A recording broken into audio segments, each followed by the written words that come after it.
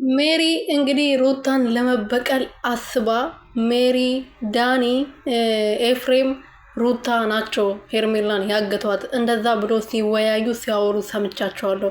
ያን ቀን የመጨረሻ ቀን የተጣላን ቀን እኔ ከነሱ ህይወት በቃኝ ብዬ የወጣው ቀን ይሄን ሄርሜላን ለማፈን ሲመካከሩ ነበር በማለት ለአብርሃም ተናግራለች ማለት ነው። ይሄ ሁሉ ደግሞ ሩትዬ አልፈልግሽም ከህይወቴ ውጪልኝ ስትላት እንግዲህ ቪዲዮ ሰርታ አታውቅም ነበረ።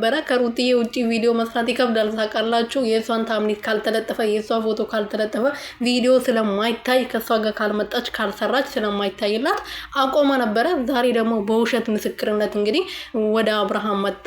እንደዚህ አድርጓል፣ እኔ የለውበትም ወጥቻለሁ፣ ሶስቱ ናቸው ይህንን ሴራ ያሴሩት በማለት ለአብርሃም ተናግራለች ማለት ነው። አንቺ ጆአና ሚሆን ሴትዮ ማለት ነው እንድሰደብሽ እያደረግሽኝ ነው። አሁን እሷ ከእሷ ጋር ስትጣላችሁ ነው ይሄንን እያደረግሽ ያለሽው እንጂ ሩቲ ማስረጃ ካለች ደግሞ ማስረጃ ስጪ። ሩትዬ እንዳለችው ሄዶ ይክሰሳቸው።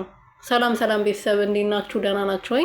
እኔ ያለው እግዚአብሔር ይመስገን። በያላችሁበት ሰላማችሁ ብዝት ትርፍርፍ ይበልልኝ። እኔ ውድና ወርቅ እንቁ የሆናችሁ ቤተሰቦቼ ለዚህ ቤት አዲስ የሆናችሁ ሰብስክራይብ፣ ሼር፣ ላይክ እያደረጋችሁ ቤተሰብ እንድትሆኑ በትህትና እየጠየኩኝ ሜሪ እንግዲህ ዛሬ መታለች ከስንት ጊዜ በኋላ።